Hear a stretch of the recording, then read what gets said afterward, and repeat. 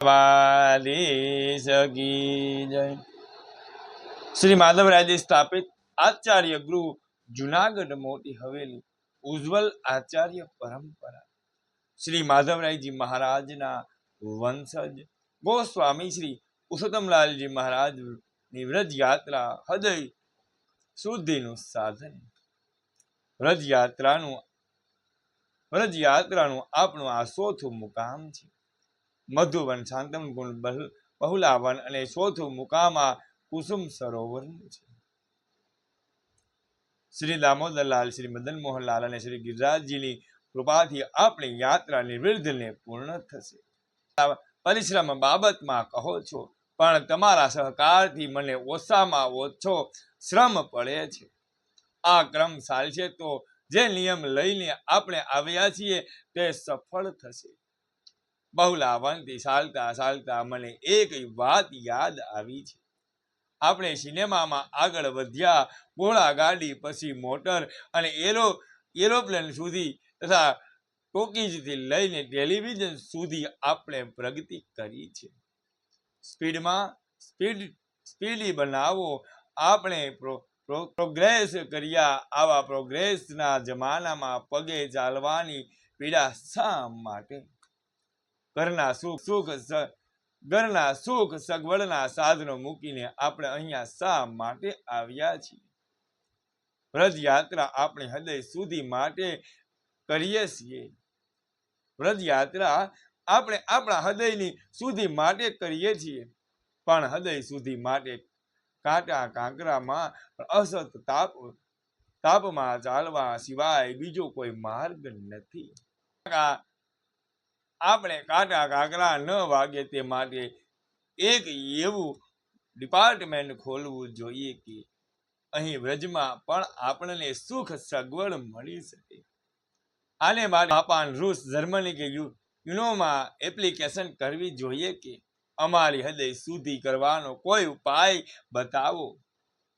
ત્યાંના કે આપણા દેશના વૈજ્ઞાનિકો હૃદય સુધીનો એવો કોઈ ઉપાય બતાવે તો માથાકૂટ મટી જાય। સરળ અને સસ્તો ઉપાય શોધી કાઢવો જોઈએ। ઊંડો વિચાર કરતા જણાય છે કે ઉપરનો મેલ કાઢવા માટે આપણે સાબુનો ઉપયોગ કરીએ છીએ, તેમ આને માટે કોઈ ઉત્તમ સાબુની શોધ કરવી જોઈએ। સાબુઓમાં જેમ સનલાઇટ 501 વગેરે વખણાય છે, તેમ એવા કોઈક સરસ સાધનની શોધ કરવી જોઈએ કે જેથી હૃદય સુધી થઈ શકે છે। તમે માનો છો કે હૃદય સુધી માટે એવો સાબુ શક્તિમાન થઈ શકે? હૃદયના મેલ ધોવા માટે તો ભગવાનના નામ વિના બીજો કોઈ સાધન શક્તિ નથી। કોઈ વિજ્ઞાનની પણ શક્તિ નથી। હૃદયની અશુદ્ધિના તત્વો શું એ પહેલા સમજવું જોઈએ।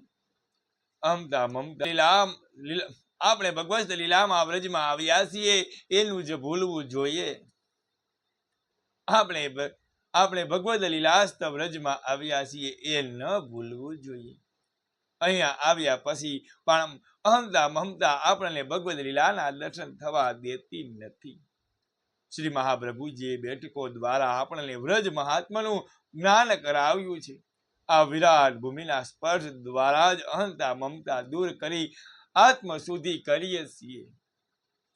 વ્રજ રત્નનો સ્પર્શ થવા છતાં પણ જો આપણી અહંતા મમતા દૂર ન થાય તો જાણવું કે આપણે વ્રજનું મહાત્મ્ય જ નથી સમજ્યા। આપણે એટલું જ તો માનવું જ પડશે કે શ્રી આચાર્ય શરણની કૃપાથી આપણે વ્રજમાં આવ્યા છીએ અને એક જ કુટુંબમાં સભ્યોની જેમ વ્રજ યાત્રા કરીએ છીએ। આપણે પ્રભુને પ્રાર્થીશું કે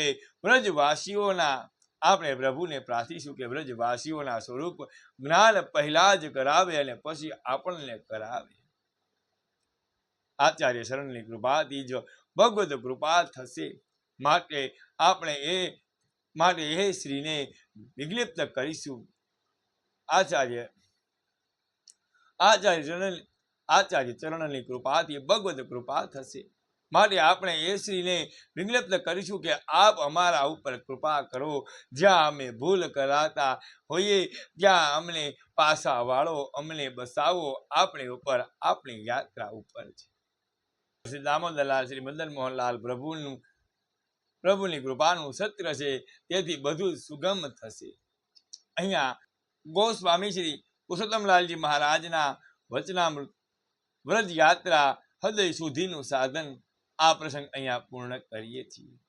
કાલે ગોસ્વામી શ્રી પુરુષોત્તમલાલજી મહારાજના વચનામૃત આપણી સંસ્કૃતિ સહેલું આખ્યાન આ પ્રસંગ આપણે કાલે જોશું. ઉજ્જવલ આચાર્ય પરંપરાના પ્રસંગો જાણવા માટે અમારી ચેનલ ગિરીશ પાગડારને લાઈક, શેર અને સબસ્ક્રાઈબ કરજો, જેથી કરીને રોજના માટે આપણે ઉજ્જવલ આચાર્ય પરંપરાના પ્રસંગો મળતા રહે.